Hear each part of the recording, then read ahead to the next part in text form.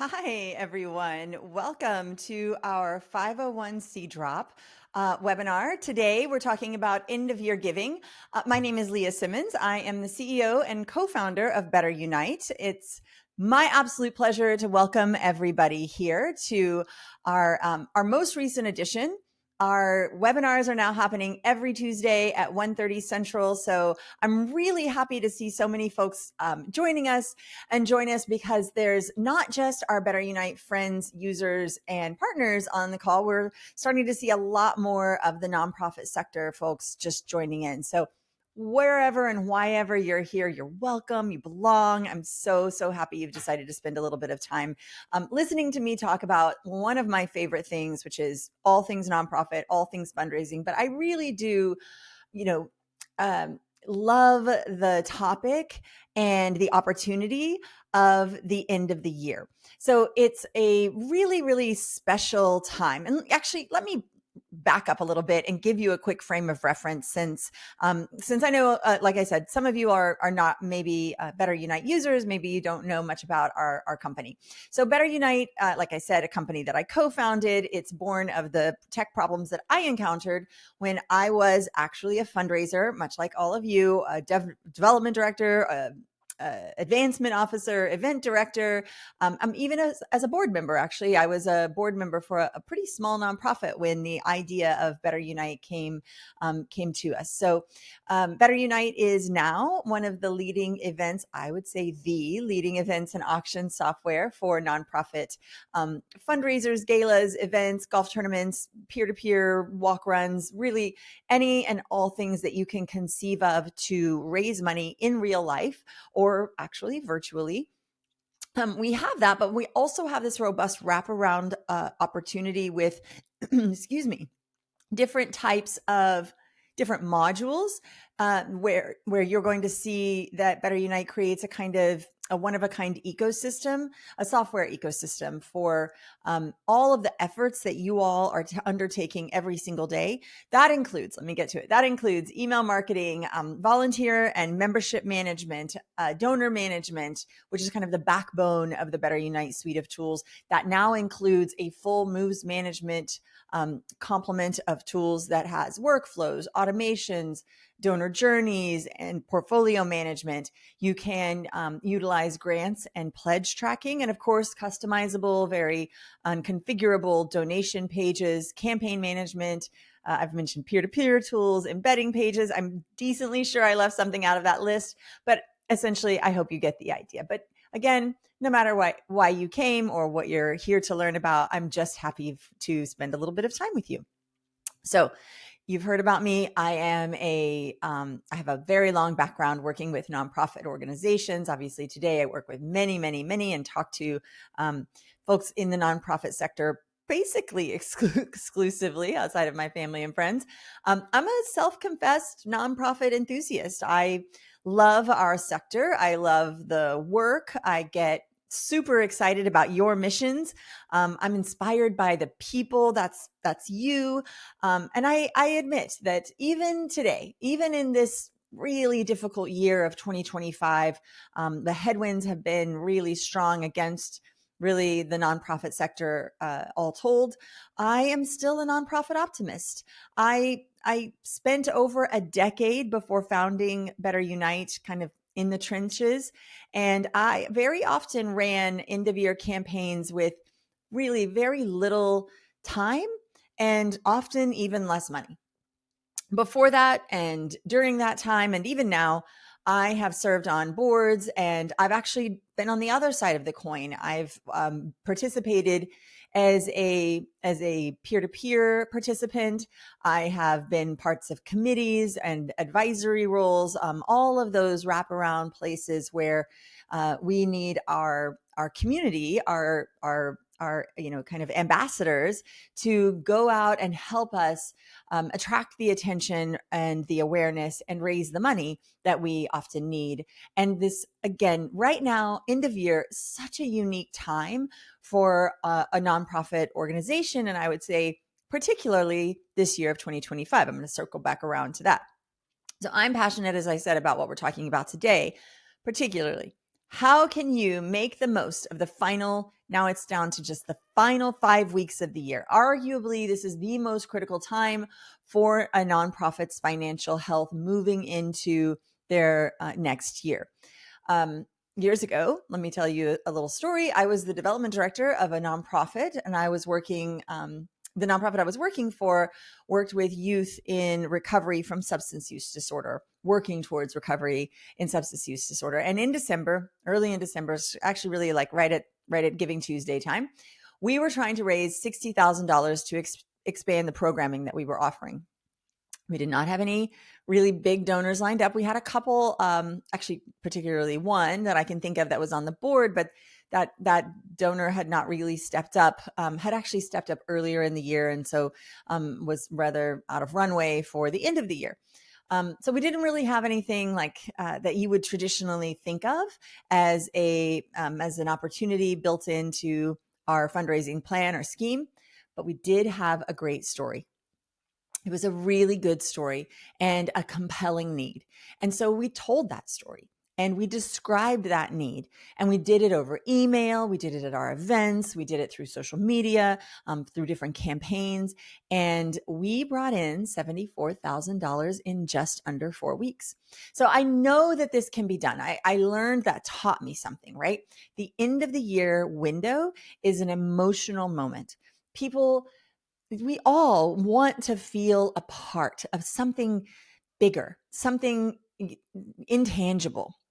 And you, as the organizer, as the person that is kind of crafting this experience, this community of the supporters that you have, or the people that are attracted to your mission, you don't need to be perfect to make this happen. You just need a plan. We say this around BetterUnite all of the time. Let's not let perfect be the enemy of good, right? So today I would love to walk you through exactly how you can create a plan just like that.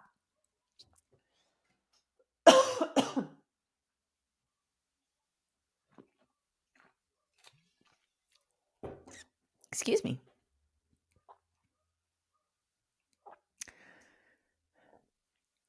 Here's what we know from national data and our BetterUnite partners. Recurring giving in 2025 grew 5 to 8%. And that is now the most stable revenue source. Excuse me, I misquoted. That was in 2024. So looking at last year's data this year, end of the year 2025, we see recurring giving grew 5 to 8%.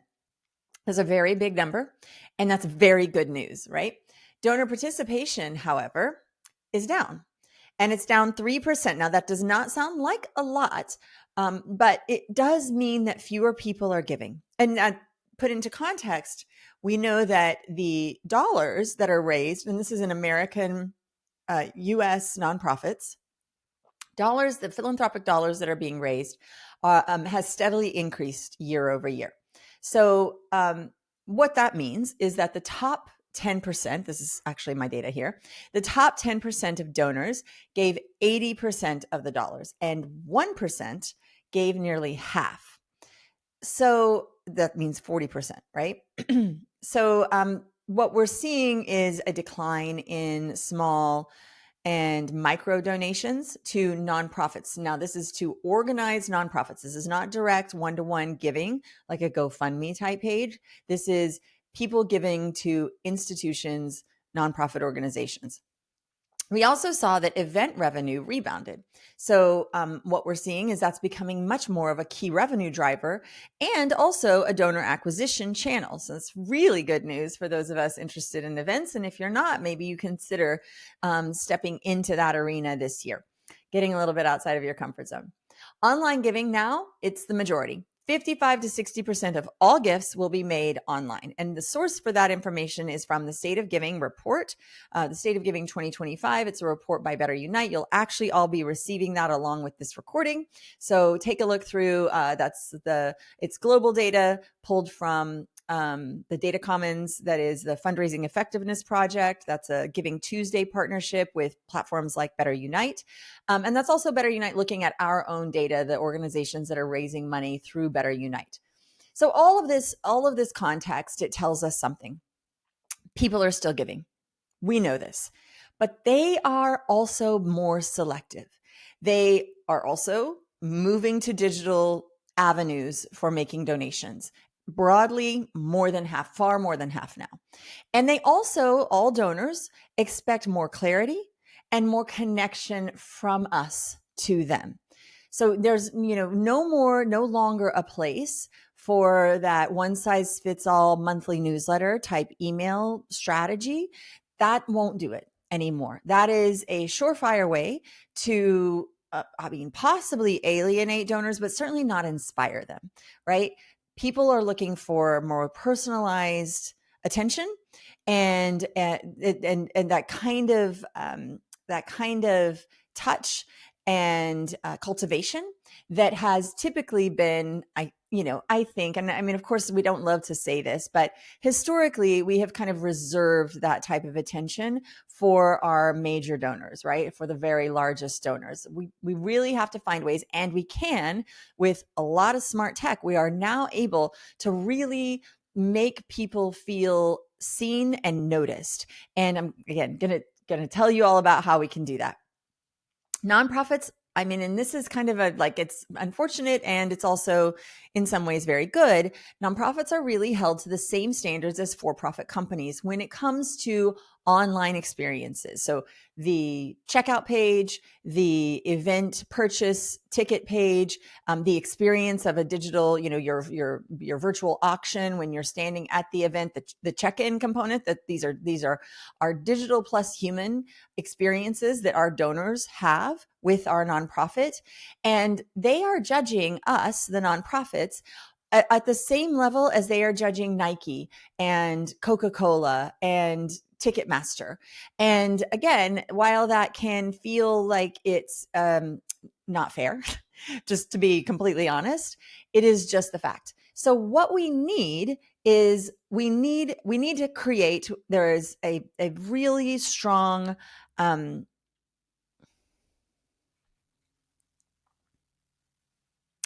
so what we need are pages that are smart. They are mobile optimized from the very first click, from the very first interaction, all the way through a final checkout.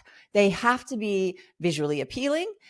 They need to really immediately convey competence, trust, and intelligence. Do you know that here in the US, a lot of banks, you'll pay attention to this next time you're driving around. This is my art history degree that I'm dusting off to give you this information. A lot of banks in the US will have columns out front, and particularly ionic columns. They have a ionic capital, look it up. And so the reason for that, now that you were going to drive around and notice this, is that banks wanted antiquity and the classics to convey strength and trust and literally intelligence, competence, all of these things that we are trying to have and to accomplish in a digital realm. Banks discovered that when you walk into a grand building and that's your experience, you immediately feel like you can trust whatever is inside of that building. So we need to build our own digital columns. You probably aren't going to hear that anywhere else today. Here's what 2026 is going to bring us. I'm going to jump ahead. New tax laws. So, as I mentioned, I believe that this 1 month, this 2025 December, late November, December, we've got Giving Tuesday is only a few days away. It's in December this year. So it is truly just like launching us into these final few weeks. We have this opportunity to convey to our donors that this year, this time, this month, this December 2025 is the last time that they are going to be able to make a donation, a gift to any nonprofit, not just yours, under the old tax laws. And with our big, beautiful bill that was passed, they're kind of still working out the kinks. Tax law is not easy. There's a lot to it, and this will probably run through the courts. It will go back to Congress as well. But what we can gather and just, should be aware of right now is that non-itemizers, folks that are not itemizing their tax return, that's going to typically be our smaller donors. those folks can deduct up to $2,000. So that, again, that's actually good news. That's an increase. That's good news for mid and small donors, but those are also the folks that we have been losing. The donors that are giving above that threshold have new barriers to writing off as much of their taxes, as much of their donations to 501c3s as they were able to this year. So, those folks that have been giving and continuing to give, they potentially could be less inclined to give in the coming years. These things, again, they are likely to change. We don't know how this is all going to shake out. Broadly, it's not great news for the nonprofit sector beginning January 1 of 2026. It does, however, open up right now in December of 2025, this big opportunity for us to convey to our donors and to everybody, in particular, beginning on Giving Tuesday, make your gift now. It will be better for you. You will be able to deduct more. So that's a very much an opportunity and a speaking point. Another thing that we're going to see in 2026, and I kind of think this has really already started here in 2025. The next several I'm going to talk about have already begun, but we're going to double down on it and it'll get more in 26 and then again in 27. We're going to see that donors expect more transparency. They're going to want to understand, what are you doing with their funds? How are they being treated? How potentially, if they get into the weeds, how are you using AI? That donors really want to understand and see a lot more than previous generations do. We see that millennials and Gen Z, they honestly have begun to kind of look towards giving to issues. We see that trend. They kind of, I don't want to say care less about the institutions. They frankly don't trust the institutions as much. And so just because their grandma and grandpa and their mom and dad gave to XYZ nonprofit does not necessarily mean that they're going to. They're going to give based on the issues that they hold as important and as a particular unique individual human being. And that's why we need that personalization. We need them to understand that we see them giving to us of their time, treasure, and talent, and we're acknowledging that person as a real whole human being, not just another number, not just another thank you note that we crossed off a list. We're also at the very beginning this year and next of the greatest wealth transfer in the history of the world.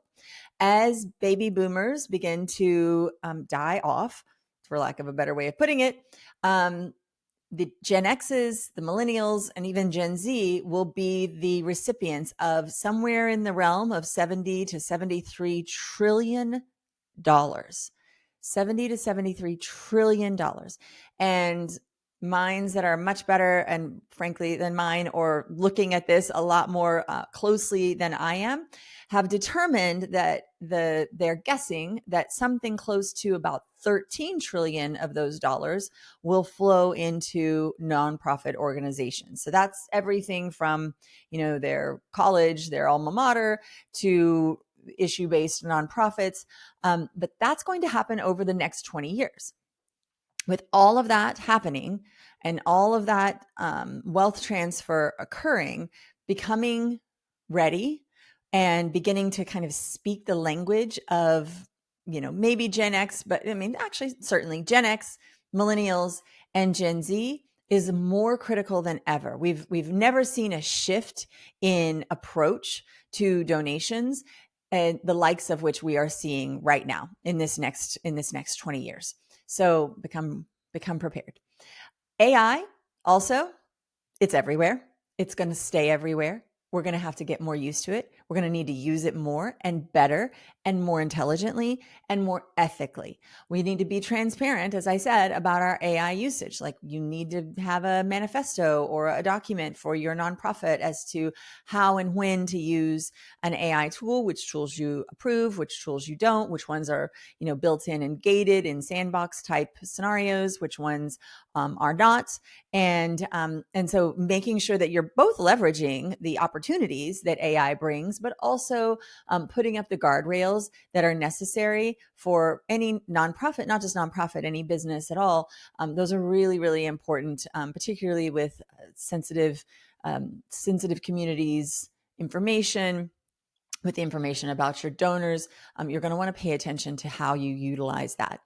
And then a final two here that are pretty much from me are belonging is greater than messaging. I think for a very long time, the taglines and the brand and the, way that your nonprofit, your organization, or yourself presents itself to the world has been the focus. We all have wanted marketing departments and social media experts and all of these things, because we've wanted to show up as in our best outfit, right? Looking our best, sounding our best, feeling our best. I think the tide has shifted, and there's a lot of smart people out there that agree with me, and frankly, I'm learning from them as well, that people feeling like they are a part of something is actually more important than how you show up. Feeling like that iPhone video that was just for them, far, far more important than your beautifully produced, the 2-minute film that you showed at your last walk run or at your last gala. Those are great. Impact stories are important. The way you present yourself is still important, but it's not as important as focusing effort on making people feel like they are a part of something big, a part of something that you are doing. So I really do think that's a distinct shift. And then finally, this one's definitely from me. Joy, rest, care, self-care, and authenticity. That's my core value. I love that word, authenticity. These are actually strategies. They are not nice to have luxury goods anymore. They are not when you have time. They are now required. I really do think that. I think that we have seen for a very long time our nonprofit groups lose people at an alarming rate, lose talent, lose younger folks, and the turnover has been just high forever. Like for as long as I've been a part of nonprofit organizations, the turnover has been abysmally high. And I think that's something that we can address. And I think that joy, rest, self-care, authenticity, I think those are ways to address that problem. And I think that that donors sense it. They really do. At check-in, they understand when a group and a staff feels beaten down and exhausted and wiped out. They see it, and it impacts what they do. So you can't fake it. Unfortunately, you take care of yourselves and each other. So, all right, that is my soapbox. I'll jump off of it now. What does all of this mean for the next 5 weeks? Let's go back and we're going to tackle a couple of points. And I'm going to frame this I think most of them, I'm going to frame this with 5 pillars. I've written them down here, so I'm going to go through them. I would recommend for every organization right now, number 1, make recurring giving your default on all of your campaign pages. Now, we are not talking about events, although you can and should be able to, and with BetterUnite, there's a plug, you can make a recurring gift an option with a single one-time purchase.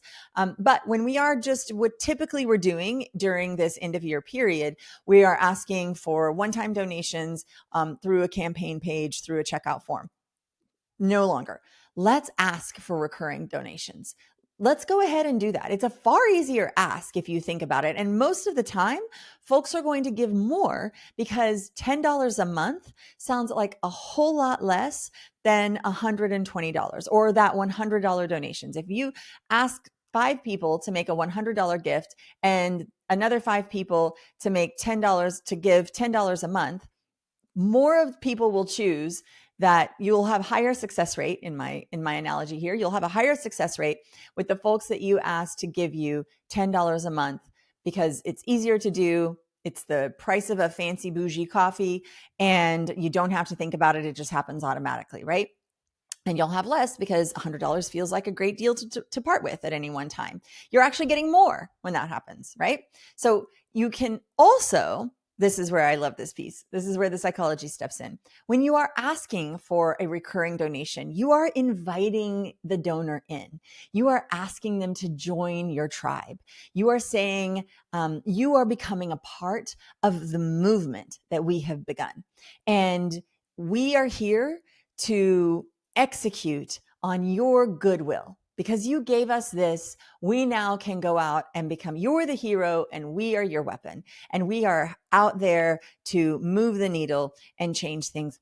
Join us. Let us become a part of this. So you can really let that be an inviting feeling by that recurring donation that they'll know is happening over the course of this next year. And especially like right now during the season of giving, and we're all about to put up our Christmas trees, unless I do have those friends that did it right after Halloween, which I'm not one. I'm the day after Thanksgiving kind of Christmas tree or holiday decor person. But whenever you do that, the time just feels like a time of like we want to be together. We want to support each other. We want to help each other, and being able to extend that goodwill feeling throughout the rest of the year, the rest of the coming year. I mean, what a better way to start out your year. So I'm waxing a little bit here poetic, but I really do think there's opportunity for you all to lean into recurring giving and to make it an invitation for folks to join whatever it is that you're doing. You can also use social proof and impact language. Your gift can deliver 5 lunch boxes to these kids, right? There's a lot of, or social proof would also be your board members telling their friends, sending out a text message to a handful of friends saying, I give to this organization, and I've given 5 lunch boxes to kids. Join me. The join me is the key, right? That's the social proof. Somebody I respected, somebody that thinks and acts and behaves like me, potentially somebody that's aspirational to me, is doing this thing. I should do it too. That's what we mean. It's the same psychology as from when we were in grade school. I mentioned too, BetterUnite donation forms are optimized for recurring giving. That's and most platforms that you might be using will have something like this. So just explore and find out. And if it's not working, maybe you take a look. Number 2. So pillar number 1, recurring giving is default. Number 2, re-engage your mid-level donors. So as I mentioned, we're seeing those, we've got a little bit of a drain there. This is not something that we cannot correct. It's not inevitable. It wasn't expected. And we can solve to this, right? If each organization begins to look to those donors that perhaps gave last year, but didn't give this year, the libunt, right? Or libunti, sometimes you hear last year, but unfortunately not this. If we find the folks that maybe gave a one-time gift, but did not ever give again. And that could be throughout the last 5-10 years, whatever kind of data you can kind of parse and peel through. Those folks are important. They're sitting right there. They're kind of in like a business sense, we might call it low-hanging fruit. They've walked in your door once. Why not invite them in again? And inviting is the key, right? Like we want to bring you in again. You've already come over, come again, and this time stay for tea. So I think that focusing on those mid-level donors can really support that. And you can also create custom journeys and impact reports for those folks. So, utilizing a moves management tool or some automation and some segmentation.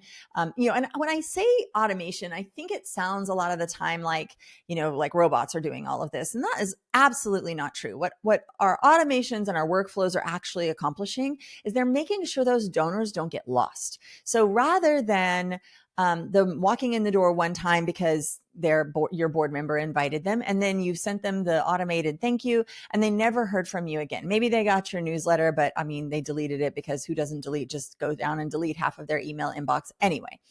So that is not inspirational, right? That is not move me to do another thing. What might is I got my automated tax receipt. That was great because I did need that. So thank you. I've put that in my tax folder. Then a couple of days later, I get a phone call from somebody. Maybe it's a voicemail, maybe it's a text message, but it's a person to person. It is not automated. But the way that happened is that through the moves management, somebody on my staff, my board, a volunteer was sent a note that said, hey, reach out to this donor. And that all happened automatically based on that entry into the workflow of made this donation at this level or whatever it is, however your filters are working.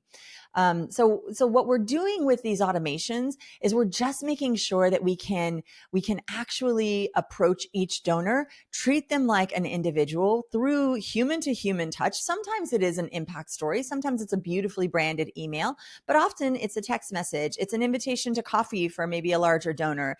It's an invitation to come and volunteer. Maybe it's an invitation to take the one-time donation and upgrade it to a recurring donation. So these are all strategies that you can employ, and finding again the technology that can support this does not mean the technology is taking over. It's just moving the ball down the road. It's just making sure that the path you laid out is actually going to occur with every single donor, regardless of how they entered into your orbit. And these things should be simple to do in software. With BetterUnite, they are. But if they're not, please, take a look. Many or software platforms that you have are already going to have this kind of level, but just make sure that you're taking advantage of using that kind of automation. So again, we're not losing our donors, and particularly that mid-level. All right, pillar number 3. Tell stories. Don't rely just on statistics. I think as a sector, we've become maybe a little over paranoid that we have the same sort of data, that we are, show that we're very smart, that we're being good stewards, fiduciary stewards. And these are very important. I'm not saying they are not. But if you are inclined to provide statistics, to provide your percentages, to provide maybe your annual report, right? Also provide stories. We live in a time where we can see all the time through social media, TikTok and Instagram, that we want people's stories, and we want the personal stories. We don't necessarily need to know how your organization got there. That's a little bit of how the sausage is made. Focusing on one individual, perhaps. And it doesn't have to necessarily be a client or somebody that you're serving. It could be a volunteer. It could be a board member. It could be your executive director or anybody in your org chart. Why they do what they do for your organization.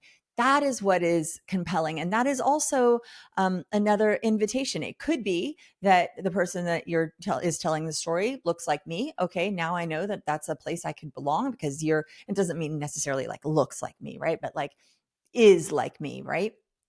I recognize myself in you. That's a better way to put it.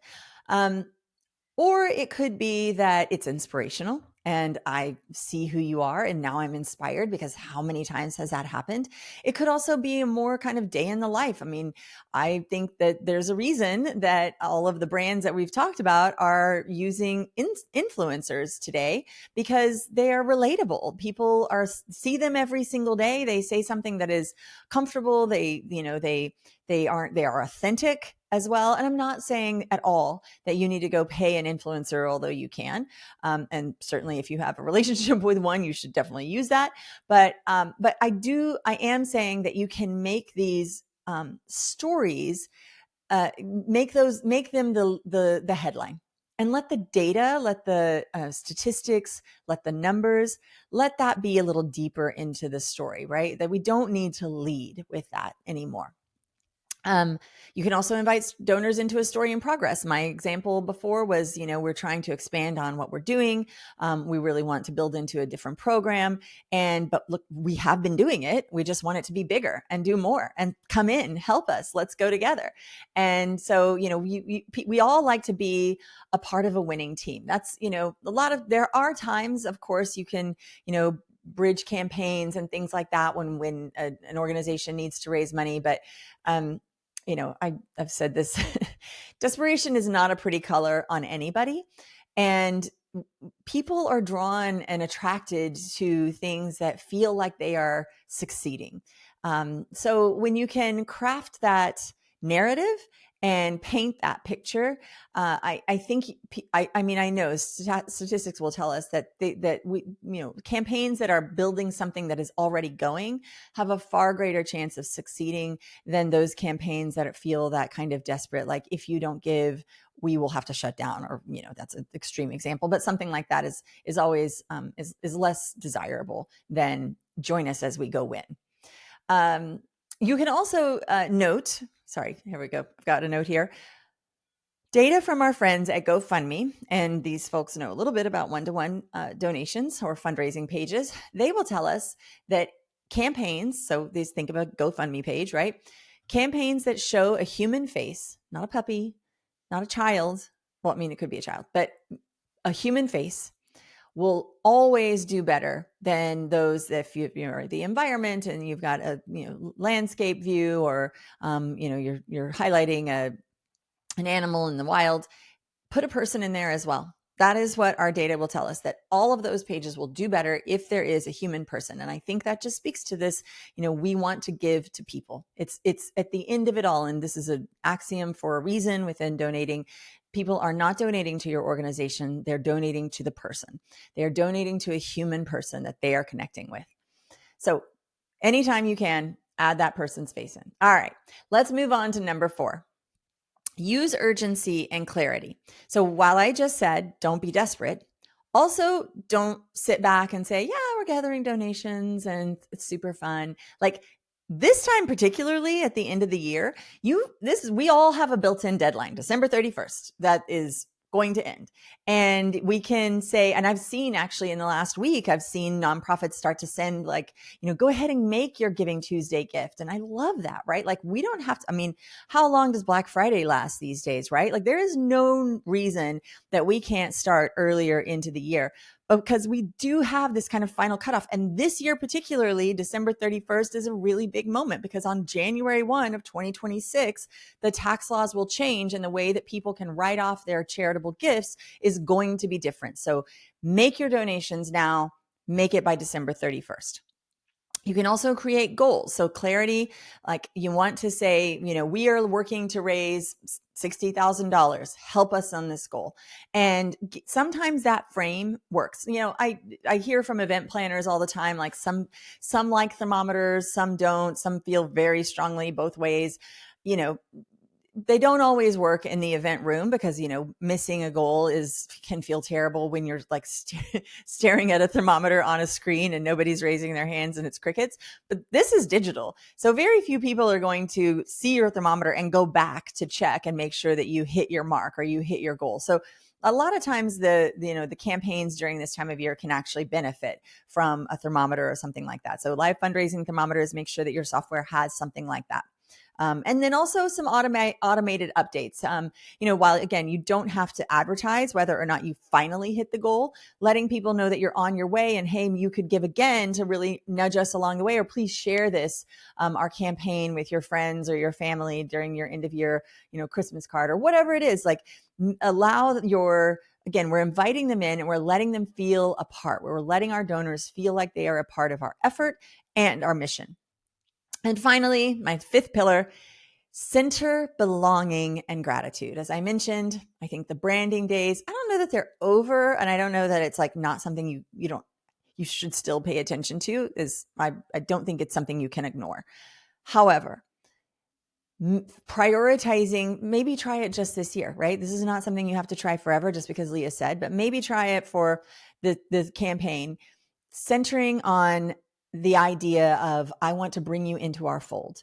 And because we can do more work together than we can separately, right? And then thank them, say thank you, say it a lot. Make them understand that their money and their time was valued and that they as a person are seen. That's just, it's so key today, particularly. We all have so much stuff coming at us, and everyone knows how to now, put my name or put, first name here on the top of emails. Speaking to me directly in some very short way goes so far. It really does. So you want to make sure that that your donors feel like they have become a part of something real. You can highlight the impact that they made. You can shine the spotlight on them. Thank you. Because of you, we did this. And then you can also use your thank yous as as a continuation of your campaign content. So again, like I said, now that you've done this amazing part, now that you're part of our fold, invite others in as well. We can't do this alone. Things like that. Okay. So I definitely don't want to leave you without having a couple of hit the road today, tomorrow, on Monday, December 1st. Let's get down and start working on this. So I want to give you now a few campaign ideas, and you can leave these, mix them, match them, combine them, do what you want. But I wanted to kind of give you a little bit of frame of reference. So first of all, number one, tell a story in progress. So as I mentioned, you can kind of get the ball rolling, and then invite someone to come and jump into this with you. You want to you remember those stories, the choose your own adventure stories, right? You're inviting your donors to come in and shape the ending with you. Your donor is the hero. As I mentioned earlier, this is Russell James' work. He talks about making your donor Thor. They are the hero. We often, as nonprofits, we position our mission because they are very important, and we do really important work, and we do really good work, and we do heroic work, frankly. We often position the nonprofit as the hero, but we should position the donor as the hero, and the nonprofit is the hero's weapon. So Thor, the hammer of Thor. You are building our new community center with every dollar. Your donation will buy the naloxone supply that we need for our distribution event when we reach our goal for substance use disorder. Jumping back to my analogy. It's a subtle shift, but it is an impactful one. It is an important one today. A second idea, work towards a goal. So I mentioned thermometers. $25,000 for winter gear, 300 backpacks, 50 Brave boxes for families with children moving through cancer treatment. These are specific. They are time sensitive. They are boxed in a frame of reference. I can understand it. It's not just giving to give. It is intentional, and that's what we're trying to create and to put out there. There is great intention with what I am asking you to do, because I know what I'm asking you to do is big. I know that me asking you to donate to our mission is a big ask. And here's why I'm doing that. And here's why it should happen soon. Pretty simple. You can ask them to fund a popular program. So this is, again, people love winning stories. Showcase what's working. So something that's going really, really well, let's make it better. Let's do more, right? As I mentioned, desperate's not a pretty color on anybody. People want to belong, but even better, they want to belong to a team that is winning, even if you're the underdog. So underdogs unite. I love it, but let's frame ourselves as the David to the Goliath, right? Let's present it to our donors as we know that this is going to work. We know that the odds are stacked against us, and that Goliath is big, but we are David, and we've got a really good rock, and you're the David, and we're your rock. So let's go. Another one would be launch a named recurring giving club. So this goes back to my people, want to give to people like them. And people love joining named groups, right? And I have done this myself. I'm a part of the Art Beat group, or whatever it is, these names, there's something to, and I think it's like framing, or it's a desire to belong to something that I can name. People want to do what other folks like them are doing. And when you can, kind of give it a title or give it a name, or even better, let there be a meetup, or let there be, some particular benefits to joining this named group. Those are really, really powerful strategies. You can also spotlight your board and your volunteers. Like I mentioned, you don't need to look to your clients. You don't, because there's a lot of hoops we have to jump through with a lot of that. A lot of the time, the people that work for us, I mentioned at the very beginning, I love nonprofit people because you're lovable. You work hard. It is not easy work, and your stories are important and they are powerful. And I don't think as a sector, we kind of lean into the power of the people doing the work as often. We often are looking at the puppy or the person or, the community that we are serving. Those are very important things. Of course, you don't want to shy away from that either, but we can also turn and look at the people that are doing that work, because that might be a little easier for someone to relate to than a child with cancer, right? I've never been that person, but I have been like the volunteer that works with this organization. I am like that board member or the executive director. So consider looking to them. And again, an iPhone video goes a long way. You do not need to have really curated. As a matter of fact, I would advise against it. What we know from data is people are drawn, our eyes will look at a moving screen, a screen that looks like something that we can see far more than they will a very curated, beautiful film. And then finally, my suggestion would be to go behind the scenes. So again, you're doing important work. It's really wonderful. People don't understand it a lot of the time. So show them, show staff stories, that day in the life. We're just like the influencer nation. Think about that. TikTok, we've got a voyeur economy at this point, and you can just lean into that, right? You can allow your mission to highlight the work that's happening on the other side. We never know where somebody will find the inspiration to make their gift. And actually, here's one last plug for BetterUnite. We've got wonderful peer-to-peer tools. Your software might as well. Some video embeds, letting boards fundraise on behalf, allowing board staff, volunteers to be a part of workflows and automations. These are all really, really key features if you don't want to have to manually do a lot of that stuff. And it's in the manual that you're busy, you got a lot going on. As we mentioned, the day in the life stories, we're going to see that there's a lot that happens. You don't always have the time to go back and make sure that everybody was appropriately thanked and acknowledged and all of those things beyond that automated thank you note. So allow the software to step in and do that undesirable, not fun, takes a lot of time work, so that frees you up to do the in real life connecting that is so key to fundraising today. And if you are feeling behind, I understand that. I don't think anybody on this call would not understand that. In advance of Giving Tuesday, when ideally you are kicking this off. So ideally this kicks off like Monday, Tuesday, even it's the week of Giving Tuesday, it's super fine. I don't want you or your organization to miss the kind of surge of energy that happens in our sector on, and frankly around, before and after Giving Tuesday, when philanthropic energy comes together. There's a global day of giving. We become a collective, all setting out to do good. And I don't want to be left out, right? Like that's the down and dirty psychology of it. So here's a few things that you can do, one day at a time. First day, pick a story, write your goal. Ask your AI of choice to help you generate a really good story. Don't forget to make sure that you're using it ethically. You're very intelligent about it. Hopefully, ideally, you're using a paid tool that gates your information from larger LLMs, and you're, using it in a generative capacity. So you're asking it to start. So you're not looking at a blank white sheet of paper. Maybe it's an idea generator, or you have an idea and it's just a refining tool. But first, person on the front end and person on the back end. So we make sure that these are not AI only stories. So pick a story and then write a goal based on that story. Day 2, build a donation page, simple donation page. Consider recurring giving.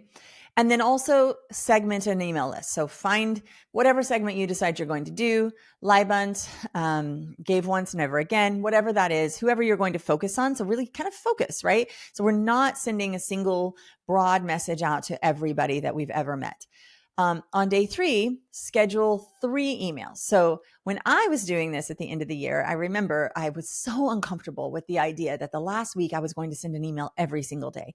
I now talk to folks, and I don't know if you have seen your email inbox this week of Black Friday. It's not even here yet, but the bombarding of emails every single day, multiple times a day from our for-profit friends is outstanding. It's like shocking, right?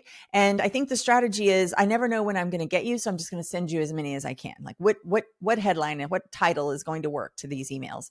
our friend Rachel Muir, who did a webinar not long ago about your email inbox and how you can really make good use of your email. She used, for any average month, she was suggesting multiple emails a week. So one newsletter a month. I mean, I don't care how uncomfortable it makes you. Just December of 2025, give it a shot.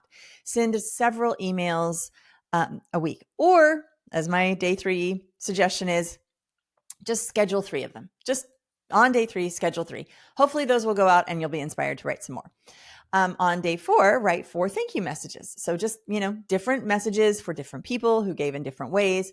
Maybe you're creating an automation. Maybe you are building a workflow. Maybe you're pulling in your board member to help you send text messages or quick voicemails, because very few people answer their phones anymore. So a little short script to say, thank you so much, just from a human's voice. So impactful.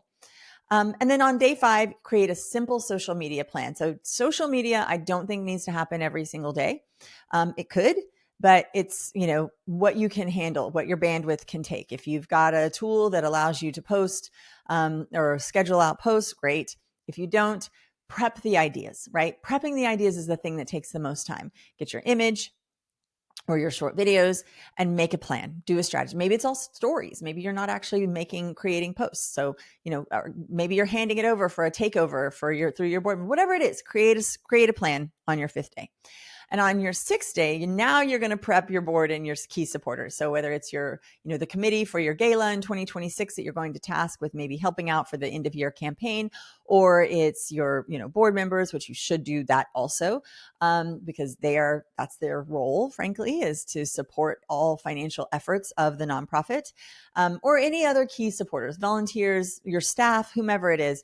Let them know what's happening, give them the scripts, bring them in on the plan. They will do more to help you when they understand with some real clarity what's going on and what you're really asking of them. And the more tools you can give them, and I don't even have a count of how many board packets I've created that were not, a board packet for a meeting, that were, here are those 7 emails that I want you to send out to invite people to the gala, or whatever the effort was, right? And just copy paste language. Feel free to add your own color, whatever.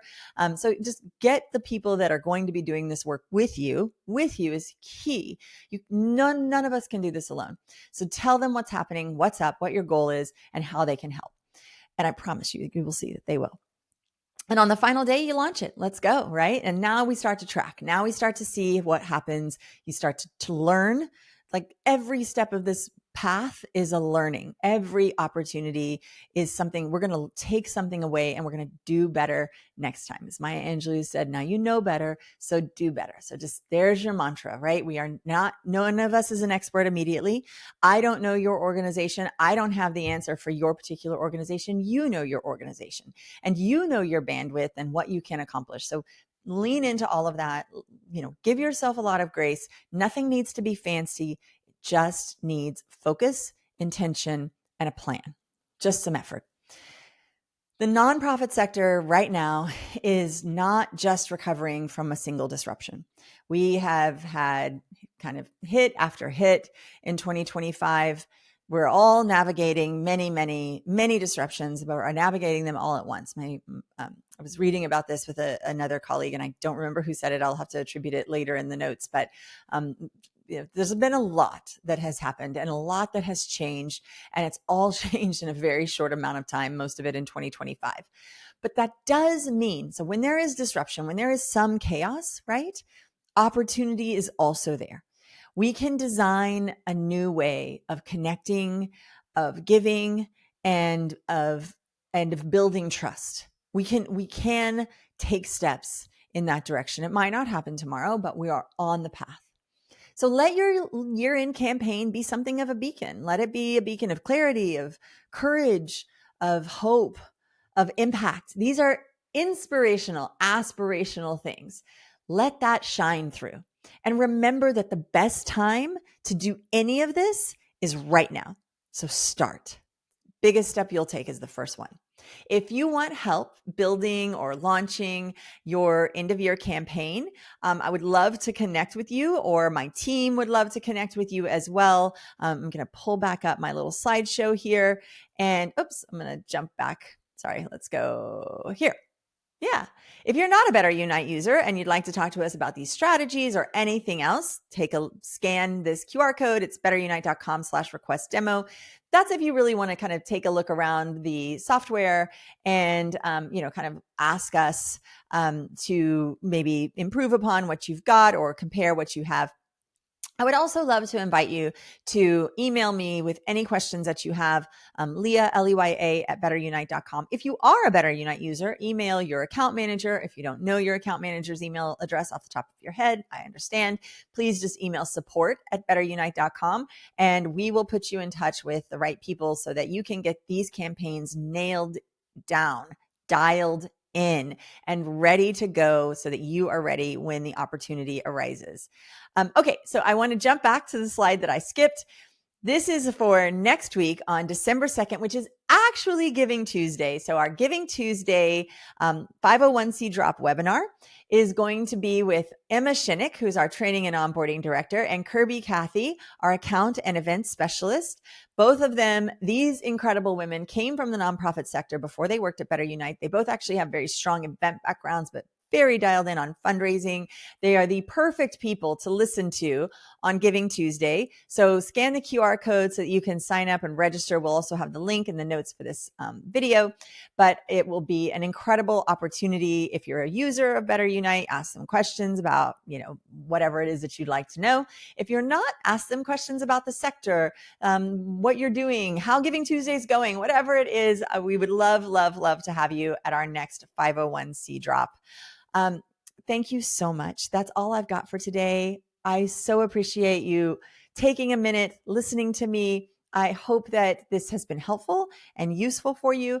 And I cannot wait to see what our sector does in this December of 2025. I'm truly excited about it. I'm so inspired by all of you, and I so appreciate your time, your effort, and all that you do. Thank you so much for coming again. I hope to see you next time. And in the meantime, let's go do some good.